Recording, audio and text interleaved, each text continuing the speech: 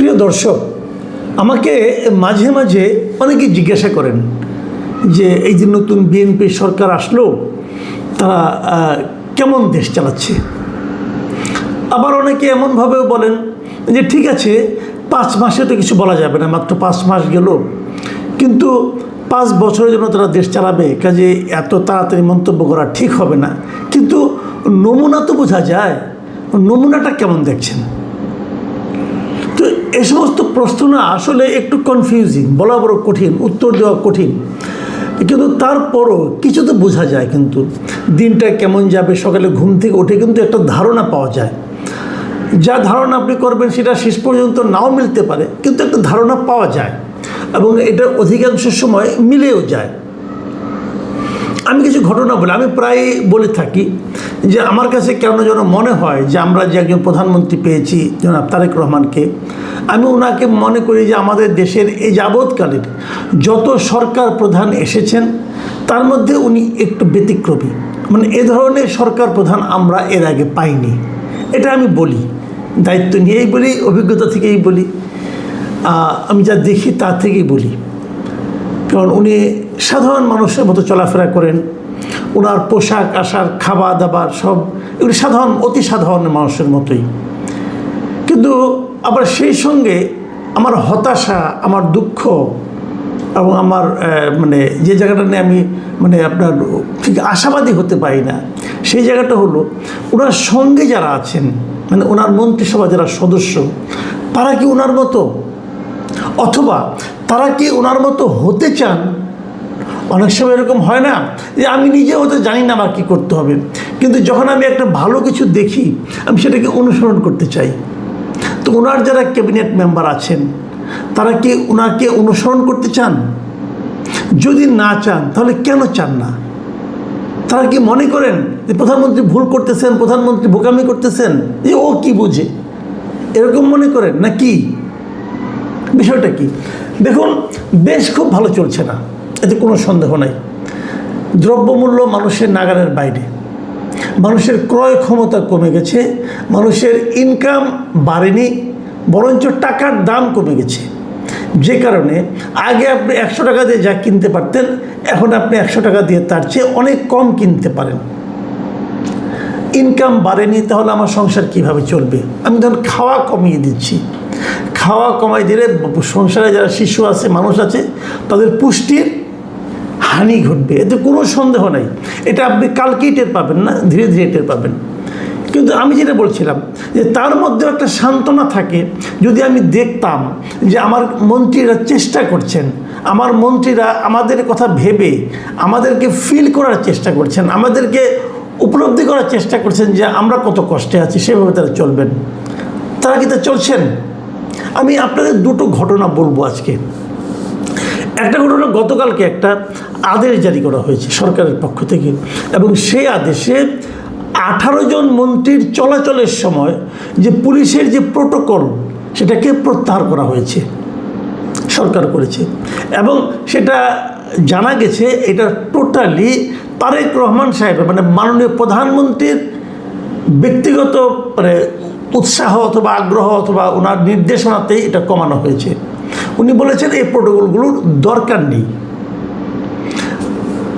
তার 18, এই যে আমরা দেখি না রাস্তাতে যখন মন্ত্রী চলাচল করেন, তার সামনে পেছনে গাড়ি থাকে, অনেক গাড়ি হুইসেল বাজে বাজে যায়, এবং সেখানে পুলিশের বিভিন্ন র্যাঙ্কের বেশ কয়েকজন লোক থাকে, হ্যাঁ, এবং তাদের দায়িত্ব হলো মন্ত্রীকে ঠিকঠাক মতো তার গন্তব্যে পৌঁছে দেওয়া, এবং সারাক্ষণ তারা মন্ত্রীর সঙ্গেই থাকেন। মন্ত্রী যখন ঢাকায় থাকেন তখনও থাকেন, যখন ঢাকার বাইরে যান তখনও যান। ওনারা মন্ত্রীকে নিরাপত্তা দেন। ভাবখানা এমন, আমাদের মন্ত্রীরা গণশত্রু, একে একে গেলে মানুষ তাদের মেরে ফেলবে, কাজে মানুষের এই তারা যাতে নাকি মারতে না পারে, এই জন্য তাকে নিরাপত্তা দেওয়ার দরকার। আচ্ছা ভাবুন তো, আজকে থেকে 1 বছর আগে এখন যারা এরকম নিরাপত্তা পাচ্ছেন, তারা কি ঢাকা শহরে চলাফেরা করতেন না? তারা কি তখন নিরাপদ ছিলেন? তাদের উপর কোনো হামলা হয়েছে? দেখুন, বিএনপি কিন্তু খুবই একটা আওয়ামী লীগের জন্য ঝুঁকিপূর্ণ দল ছিল। ঝুঁকিপূর্ণ এই অর্থে, আওয়ামী লীগ ভাবতো বিএনপি তাদের কাছ থেকে ক্ষমতা কেড়ে নেবে, আবার যখন অন্তর্বর্তীকালীন সরকার আসলো তখনও তো বিএনপি একটা সম্ভাবনাময় দল, মানে বিএনপি ক্ষমতায় যাবে সবাই ভাবতো। যারা বিএনপিকে ক্ষমতায় যেতে দিতে চায় না তারা কি চাইলে বিএনপির নেতাদের উপর আক্রমণ করতে পারতো না?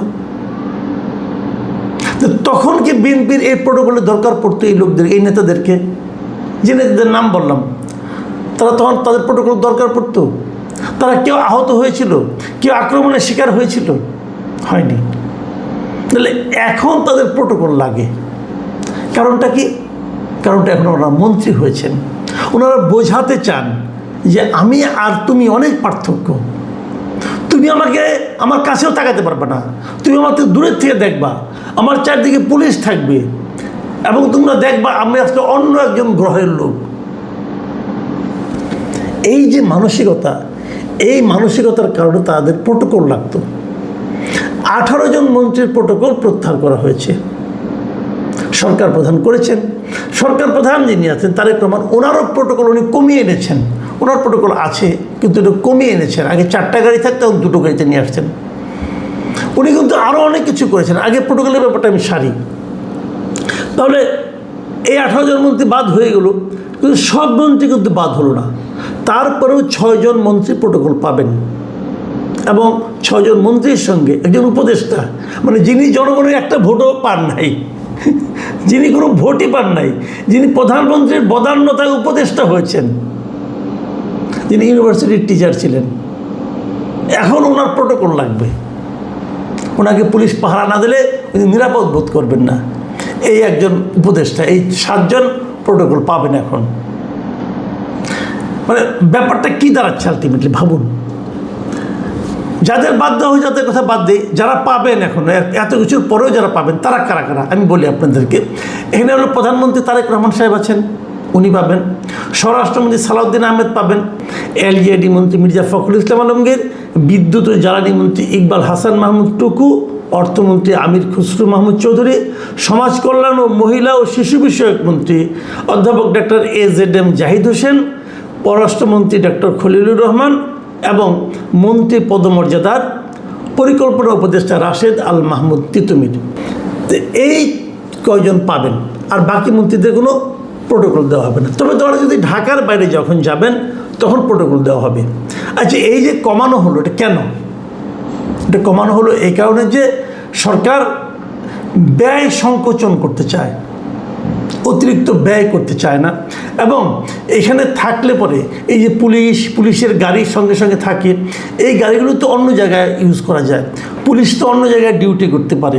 কাজেই একসঙ্গে দুটো জিনিস, একদিকে সরকারের ব্যয় কমবে, আরেকদিকে এরা এখানে যারা নিয়োজিত থাকতো তারা অন্য জায়গায় কাজ করতে পারবে।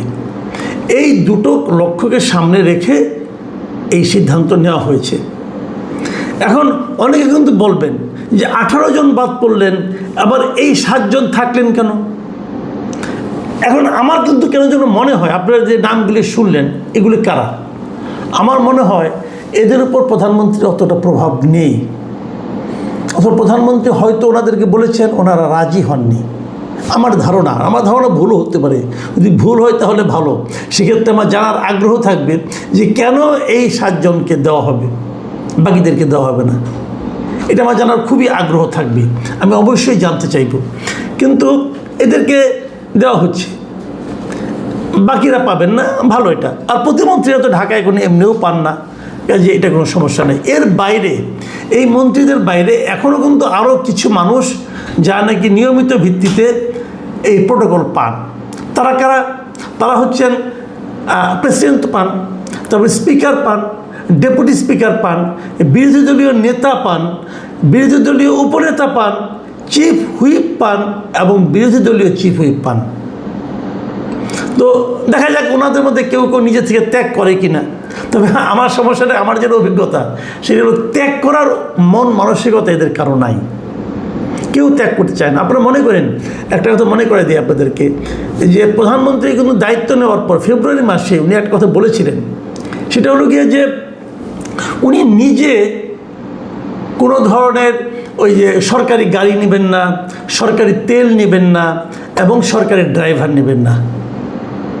সরকারের তেল কতটুকু পায়? সরকার একটা গাড়ি দেয় পুল থেকে, আর তেল পায় হলো দিনে 18 লিটারের মতো প্রত্যেকটা লোক। তো প্রধানমন্ত্রী যে ঘোষণা দিলেন, আমি ভেবেছিলাম কি তারপর হয়তো সকল মন্ত্রীরাই বলবেন যে তারাও কেউ নেবেন না। কিন্তু খুব ইন্টারেস্টিং যে তাকে একমাত্র কৃষিমন্ত্রী ছাড়া আর কেউ তাকে ফলো করে নাই। সব মন্ত্রী কিন্তু এইগুলো নিয়েছে, গাড়িও নিয়েছে, তেলও নিয়েছে। আমার মাঝে মাঝে মনে হয় যে প্রধানমন্ত্রী এই যে বললেন যে আমি নেব না, কেন বলছিলেন? উনি একজন লোক যদি তেল না নেয়, তাহলে কি একজন লোক যদি ড্রাইভার না নেয়, গাড়ি না নেয়, তাহলে কি দেশের অর্থনীতিতে বিরাট কোনো পরিবর্তন হয়ে যাবে? তা কিন্তু হবে না। কিন্তু একটা মানসিকতা মানুষ টের পেত, মানুষ ভাবতে পারতো যে এই সরকার বলতে চাচ্ছে যে আমরা কিছু নিতে আসি নাই, বরং দিতে এসেছি। আমরা জনগণের সেবার জন্য এসেছি, জনগণের সম্পদ নিজেরা ভোগ করার জন্য আসেনি, এটা বলতে এসেছিল। এই কথাটা বলার যে মানসিকতাটা, এই যে এক্সাম্পলটা উনি ক্রিয়েট করতে চেয়েছিলেন, ওনার এই সমস্ত লোভী মন্ত্রীদের কারণে ওনার এই এক্সাম্পলটা মাঠে মারা গিয়েছিল, জাস্ট মাঠে মারা গেছে। আমি এটা নিয়ে অনেকবার কথা বলেছি, কেউ লজ্জা পায় নাই, সবাই যার যার মতো নিয়ে চলেছে। এখনও আমি মনে করি এই যে প্রধানমন্ত্রী আবার সিদ্ধান্তই দিলেন যে এদের প্রোটোকল দেওয়ার দরকার নাই, তাতে কি বাকি 7 জন প্রোটোকল ত্যাগ করবেন? আমি তো মনে করি ওনাদের যদি মানে এতটুকু মানে আপনার তার সহকর্মীর জন্য যদি ফিলিংস কাজ করে, অথবা যদি প্রধানমন্ত্রীকে তারা যদি এতটুকু শ্রদ্ধা করে, তাহলে তাদেরও উচিত হবে এটাকে না নেওয়া। কারণ এগুলো তো প্রত্যেকটা পুলিশকে কিন্তু বেতন দিয়ে রাখতে হয়, আমার আপনার টাকায় কিন্তু বেতনটা হচ্ছে ওনাদের নিরাপত্তার নামে বাহাদুরি দেখানোর জন্য। কিন্তু ওনারা কি ত্যাগ করবেন? করবেন না, আপনি নিশ্চিত থাকেন। এবং আমার কেন যেন সন্দেহ হয়, প্রধানমন্ত্রী যে 18 জনের যে প্রত্যাহার করে নিয়েছেন, এই সিদ্ধান্ত সম্ভবত উনি অটল থাকতে পারবেন না, আমার কেন যেন সন্দেহ হয়। আবার হয়তো আগের অবস্থায় ফিরে আসতে হতে পারে। দেখেন, আমি এই যে সন্দেহটা করলাম, কেন করলাম সেটাও বলি আপনাদেরকে। সরকার মাঝখানে এই মাসেরই শুরুর দিকে 9 তারিখের দিকে সম্ভবত সরকার একটা সিদ্ধান্ত নিয়েছিল যে এই যে যত আমলা আছে না, এই আমলাদের কিন্তু সরকার যারা নাকি ডেপুটি সেক্রেটারি কিংবা তার চেয়ে বেশি, তাদের কিন্তু সরকার গাড়ি কেনার জন্য টাকা দেয়। তারা বিনা সুদে একটা টাকা পায়, সেই টাকার পরিমাণ কিন্তু কম না, প্রায় 30 লাখ টাকার মতো তারা পায়। তারা এটা দিয়ে গাড়ি কিনবে, এবং সেটা হলো কি কোনো সুদ না। সরকার যেটা, আপনি যদি ব্যাংকের থেকে টাকা নিতে যান, আপনাকে কিন্তু সুদ দিতে হবে, ইন্টারেস্ট দিতে হবে, 15-16% সুদ দিতে হয়। কিন্তু তারা 30 লাখ টাকা পাবে, কোনো রকম সুদ দিতে হবে না তাদেরকে। এবং কেবল তাই না, সেই সুদমুক্ত টাকা দিয়ে তারা গাড়ি কিনবে, এবং সেই গাড়ি রক্ষণাবেক্ষণের জন্য, গাড়িতে তেল, তার পানি ইত্যাদির জন্য প্রতি মাসে 50,000 করে টাকা পাবে। এটা শেখ হাসিনা সরকার করেছিল আইনটা। কী কারণে জানেন? মূলত তারা করেছিল নানা অজুহাত দেখাইছে, এই অজুহাত সেই অজুহাত দেখাইছে যে নিজের টাকায় গাড়ি কিনলে তারা পুলের গাড়ি নিবে না। এই যে পুলের গাড়ি নিবে না, এটা একটা বোকাস কথা। এই কারণে আপনি নিশ্চিত থাকেন, এই যে সরকারি টাকাতে গাড়িটা তারা কেনার পর তারা এই গাড়ি ইউজ করে না, তো তারা তো পুলের গাড়ি ইউজ করে। নাহলে তাদের সচিবালয়ের অধীনস্থ কোনো কর্পোরেশন অথবা কোনো প্রজেক্ট, তাদের গাড়ি তারা ইউজ করে। আপনারা খোঁজ দিয়ে দেখেন, আমি মিথ্যা বললাম কেউ সত্য বললাম। এবং বিনা সুদে নেওয়া 30 লাখ টাকা দিয়ে গাড়ি কিনে, এবং সেই গাড়ির জন্য প্রতি মাসে 50,000 করে টাকা নেয়। টাকাটা কার ভাই? এটা একটা কার? আপনি যদি অন্যভাবে ভাবেন, আমি আপনাকে আরেকটা উদাহরণ দিয়ে বলি। আপনার একটা মনে করেন বিশাল বাড়ি আছে, সেই বাড়ির রক্ষণাবেক্ষণ করার জন্য, অথবা বাজার করার জন্য, অথবা পাহারা দেওয়ার জন্য আপনি কিছু লোক রাখছেন, বেতন দিয়ে রাখছেন। এখন তারা বলতেছে তারা তাদের গাড়ি কেনার জন্য, তারা তাদের জিনিসপত্র কেনার জন্য বিনা সুদে টাকা নেবে, তারা কোনো সুদ দেবে না, টাকা নেবে। এবং সেই জিনিসগুলোকে মেনটেন করার জন্য তারা আবার ভাতা পাবে। আর আপনি যে মালিক, আপনি কিছু পাবেন না। আপনি যখন ব্যাংকে থেকে টাকা নিতে যাবেন, আপনাকে সুদ দিতে হবে। মালিকের চেয়ে ভৃত্যের পাওয়ার বেশি। সমাজে যখন মালিকের চেয়ে চাকরের পাওয়ার বেশি হয়ে যায়, তখন যে দুরবস্থাটা হয়, আমাদের দেশের দুরবস্থার পিছনে এটাই কারণ। এই প্রধানমন্ত্রী কিন্তু চেয়েছিলেন এই গাড়ির লোনটা বন্ধ করবেন, উনি চেয়েছিলেন এই 50,000 টাকা করে দেওয়া বন্ধ করবেন, প্রথমে এটাকে স্থগিত করেছিলেন, পরে এটা 50 থেকে কমিয়ে 25-এ আনতে চেয়েছিলেন, পারেননি। প্রধানমন্ত্রী আমলাদের কাছে পরাজিত হয়েছিলেন। এরা এইভাবেই জেকে বসেছে সোসাইটির উপর, যে এরা যেভাবে চাবে সেভাবে দেশ চলবে। প্রধানমন্ত্রী তো ঠুটো জগন্নাথ, তারা তো কোনো ক্ষমতাই তো নাই। উনি একটা নির্দেশনা দিলেন, সেটা বাস্তবায়ন না করার জন্য যত রকম যুক্তি লাগে এরা দেখিয়েছে, এবং তারা প্রধানমন্ত্রীর নির্দেশ অমান্য করে ছেড়েছে, এবং 1 সপ্তাহের মধ্যে করে ছেড়েছে। এখন প্রধানমন্ত্রী চাচ্ছেন প্রোটোকল কমাবেন, পুলিশ প্রোটোকল। আমার ধারণা পারবেন না ভাই। প্রধানমন্ত্রী এবারে টের পাবেন যে বাংলাদেশ কেমন জায়গা, বাংলাদেশের রাজনীতিবিদরা কত স্বার্থপর, এদেশের আমলারা কত স্বার্থপর, সেটা তো এরই মধ্যে নিশ্চয়ই চোখের পানি ভিজিয়ে উনি টের পেয়েছেন। আমি জানি না এদেশের ভবিষ্যৎ কী, আমি জানি না আমরা এদের কবল থেকে কখনো মুক্ত হতে পারবো কি না। আমি যদি দেখি আগামী কয়েকদিনে যে এই 7 প্রভাবশালী মন্ত্রী তারাও প্রোটোকল ত্যাগ করেছেন, তাহলে আমি বুঝবো তারা প্রধানমন্ত্রীকে হয়তো মান্য কিছুটা করেন। আর যদি না দেখি, তাহলে সে হতাশা নিয়ে আমাদের চলতে হবে। দেশ, মানুষ কষ্টে থাকবে, কিন্তু একজন লোককে দেখে তো মানুষ শান্তি পেতে চায় যে উনি কিছু করার চেষ্টা করছেন, সেই শান্তিটাও এরা আমাদের কাছ থেকে কেড়ে নেবে। প্রিয় দর্শক, এখানে পর্যন্তই। আল্লাহ হাফেজ।